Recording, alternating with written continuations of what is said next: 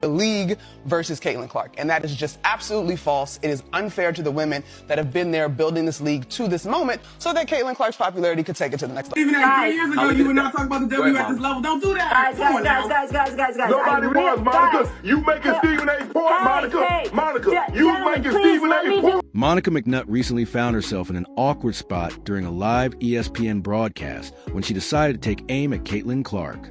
She argued that the media and fans needed to acknowledge the other players in the league, instead of constantly praising Clark for breaking attendance records and driving up viewership numbers. McNutt insisted that there had been far more talented players before Caitlin who didn't get half the recognition or media attention she's receiving.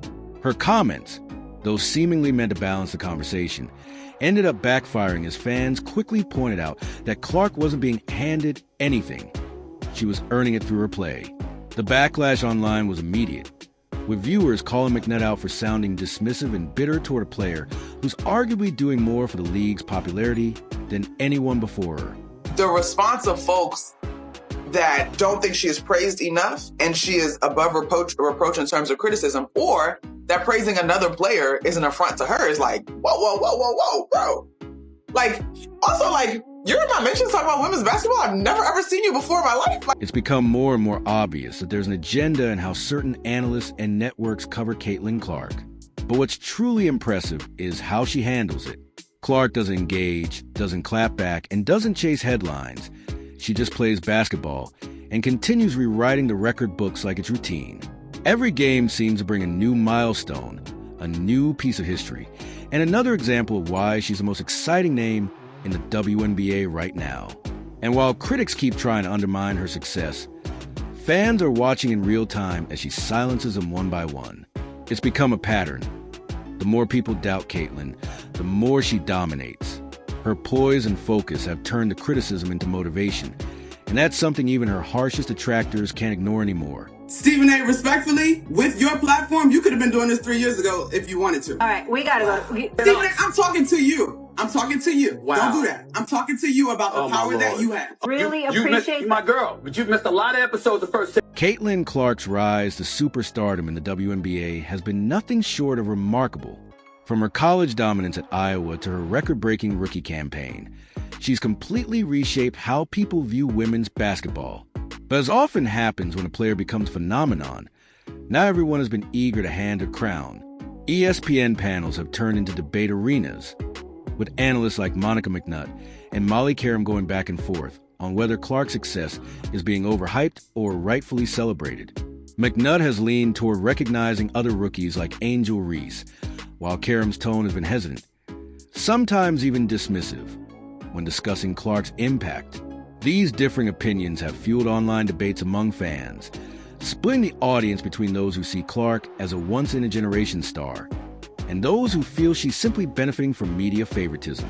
Regardless of the chatter, Caitlin's play continues to speak louder than any panel discussion ever could.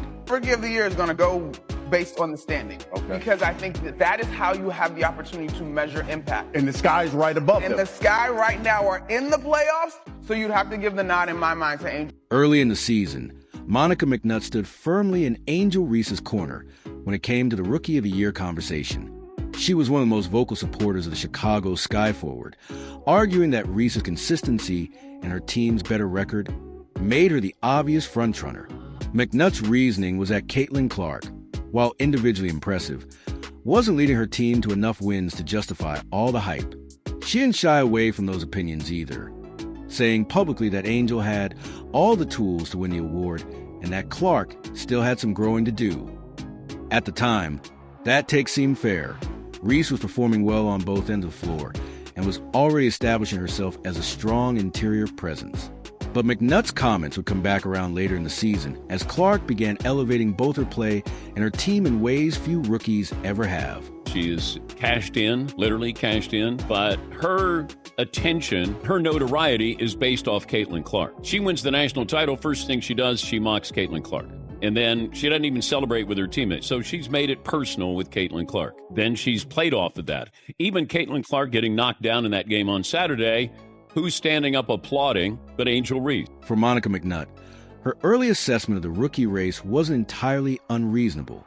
Angel Reese was putting up numbers that few first-year players had ever managed, showcasing her ability to rebound, score inside, and bring intensity on defense.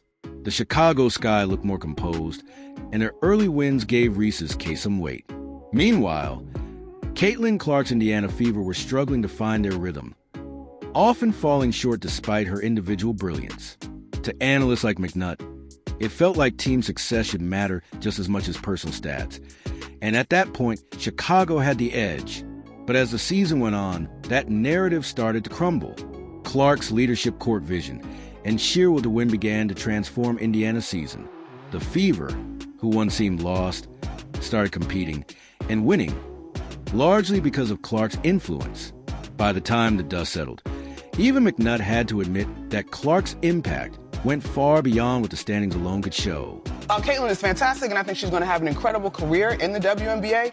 There are women that were worthy of coverage prior to her arriving, and I just will not be silenced when it comes to. As the season progressed, Monica McNutt eventually found herself walking back her earlier comments about Caitlin Clark. During a later ESPN broadcast, she admitted that Clark had proven herself to be not just an elite rookie, but one of the best players in the entire league. Still, McNutt couldn't help but throw in a few subtle jabs, reluctant to give Clark the full recognition she had earned. She acknowledged that Clark's numbers were phenomenal, the assists, the points, the leadership, but emphasized that she wasn't surprised given the attention Clark was getting. In truth, Caitlin had forced every critic to reevaluate their stance.